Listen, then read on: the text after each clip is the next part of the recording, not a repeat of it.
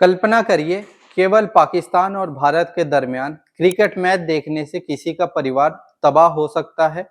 सोचने की क्षमता से ये बात बड़ी अतार्किक लगेगी, मगर हकीकत में मध्य प्रदेश के बुरहानपुर के मोहद गांव के 17 परिवारों की जिंदगी कथित पाकिस्तान के नारे लगाने के झूठे आरोप ने बर्बाद कर दी है।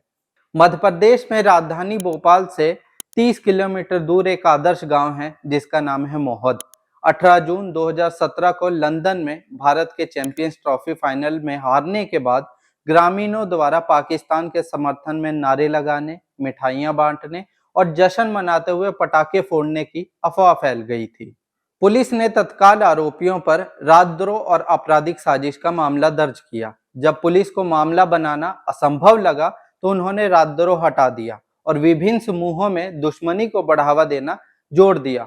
पुलिस मामले पर कायम रही, जबकि हिंदू शिकायतकर्ता सुभाष कोहली सार्वजनिक रूप से ये कहता रहा कि उसने अपने गांव के मुस्लिम पुरुषों के खिलाफ ऐसा कोई आरोप नहीं लगाया है। मामला केवल आरोपों तक सीमित नहीं रहा, बल्कि पूरी राइट विंग लॉबी और गोदी मीडिया के जॉम्बी देशद्रोही के लकब के साथ इन बेगुनाह लोगों को दोषी साबित होने से पहले ही अपराधी बनाने पर उतारू हो चुके थे। कांग्रेसी राजीव शुक्ला के चैनल न्यूज 24 के पत्रकार मानक गुप्ता तो इस मामले में ज्यादा ही उतावले नजर आ रहे थे। उनका बस चलता तो कोर्ट कचहरी को साइड करके खुद ही इन बेगुनाहों को फांसी के फंदे पर लटका देते। उस समय के इन महोदय के इन ट्वीट को जरा गौर से पढ़िए और महसूस करिए कि ये व्यक्ति अंदर से किस कदर मुस्लिम विरोधी नफरत से ग्रस्त है।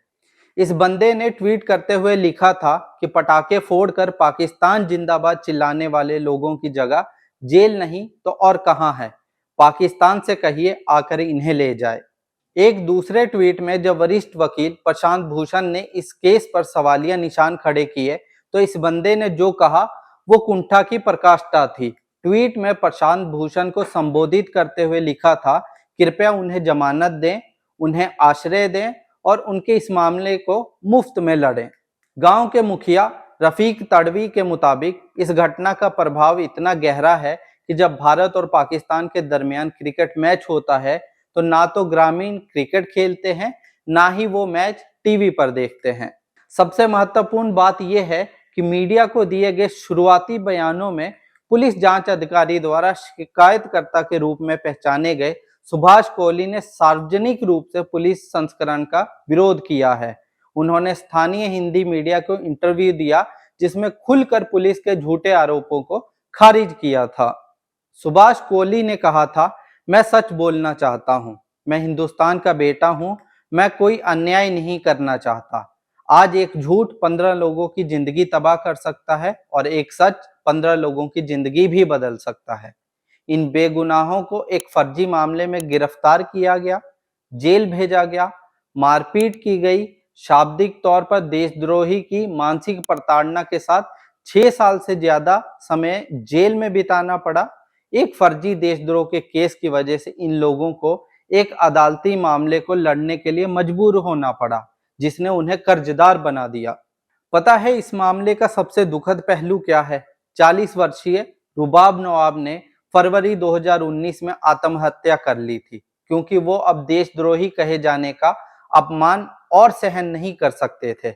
ग्रामीणों ने बताया कि 60 वर्षीय मुकद्दर तड़वी अपने बेटे सिकंदर तड़वी की गिरफ्तारी के सदमे से उभर नहीं पाए और नवंबर 2021 में उनकी भी मृत्यु हो गई। आखिर 6 साल से ज्यादा लंबे इंतजार के बाद मैजिस्ट्रेट देवेंद्र शर्मा ने 16 मुस्लिम पुरुषों को, जिसमें से एक की मृत्यु 2019 में हो गई थी, को बरी कर दिया। शिकायतकर्ता और सरकारी गवाहों ने अदालत को बताया कि उन पर झूठे आरोप लगाने के लिए दबाव डाला गया था। शर्मा ने 9 अक्टूबर 2023 को दिए गए फैसले में लिखा, सभी सबूतों, तर्कों और गवाहों को देखने के बाद इस बात का कोई सबूत नहीं था कि आरोपियों ने नारे लगाए या पटाखे फोड़े। मध्य प्रदेश महाराष्ट्र सीमा पर स्थित बुरहानपुर का मोहद गांव 4000 निवासियों का घर है, जिसमें से ज्यादातर पिछड़े समाज के दलित, भील आदिवासी, तड़वी भील मुसलमान रहते हैं, जो भीलों की ही एक उपजाति है जिन्होंने इस्लाम अपना लिया था। लगभग हर कोई छोटा किसान या दिहाड़ीदार मजदूर है और वो मुख्य रूप से सरकारी राशन पर जीवित रहते हैं।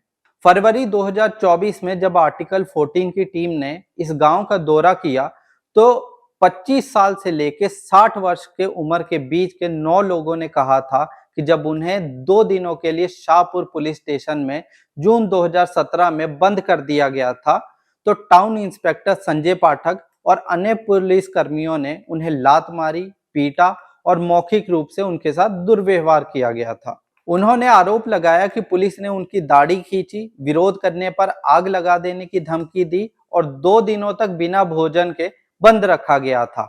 32 वर्षीय दिहाड़ी मजदूर इमाम तड़वी ने कहा, यहाँ तक कि जो आदमी पुलिस स्टेशन में चाय देने आता था, वो भी हमें आतंकवादी कहकर लात मारता था।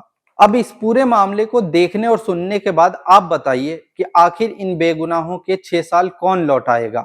उस रुबाब नवाब की जिंदगी कौन वापस करेगा जो देशद्रोह की मानसिक प्रताड़ना की वजह से अपनी जीवन लीला को समाप्त कर लेता है? उन पुलिस अधिकारियों पर कोई कार्रवाई नहीं होगी जिनके झूठे आरोपों की वजह से 17 परिवारों की जिंदगी तबाह और बर्बाद हो गई है। क्या झूठे आरोपों में बेगुनाह लोगों की जिंदगी बर्बाद करना न्यायपालिका और प्रशासन की नजर में कोई जुर्म नहीं है? इन बेगुनाहों की 6 साल की जिंदगी तो कोई वापस नहीं कर सकता, मगर इन झूठे आरोपों की वजह से जिस प्रताड़ना के दौर से उन्हें गुजरना पड़ा है, उसका मुआवजा जरूर मिलना चाहिए। जिन पुलिस अधिकारियों ने इन बेगुनाहों की जिंदगी को बर्बाद किया है, उन पर आपराधिक मुकदमा चलाते हुए ये मुआवजा उन्हीं से वसूल करके देना चाहिए। पुलिस स्टेट की अवधारणा हमारे लोकतंत्र के लिए सबसे बड़ा खतरा है। इसको हम जितनी जल्दी समझ जाएं, उतना बेहतर है। इस पूरे अन्याय के प्रकरण में आपकी क्या राय है? हमारे साथ जरूर साझा करें। धन्यवाद।